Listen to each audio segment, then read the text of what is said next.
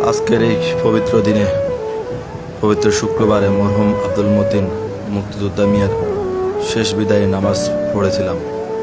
কতই না ভালো ছিল উনি।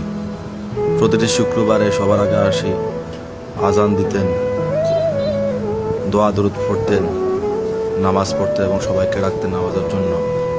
এই সমাজে একজন ভালো মানুষ ছিলেন উনি। সবাই মতিন মিয়ার জন্য দোয়া করবেন, আল্লাহ যেন ওনাকে জান্নাতুল ফেরদাউস নসিব করে। প্রতিটি সমাজে এরকম এক একজন ভালো মানুষ আছে, যারা চলে গেলে তাদের স্মৃতিটা রয়ে যায় সবার অন্তরে। তাই আমরা একে অপরের পাশে থাকি, হিংসায় বিদ্বেষ ভুলে গিয়ে সবার তরে সবাই থাকি। আমরা মানুষ, মানুষের জন্য মানুষ। রিয়াজ ভাই ও রাসেল ভাইয়ের জন্য দোয়া করি, আল্লাহ যেন ওনাদেরকে এই কষ্ট সহ্য করার ক্ষমতা রাখে এবং ওনার বাবার মতন আদর্শের চলতে পারে। সবাই সবার জন্য দোয়া করবেন, নামাজ পড়বেন। আসসালামু আলাইকুম ওয়া রাহমাতুল্লাহি ওয়া বারাকাতুহু।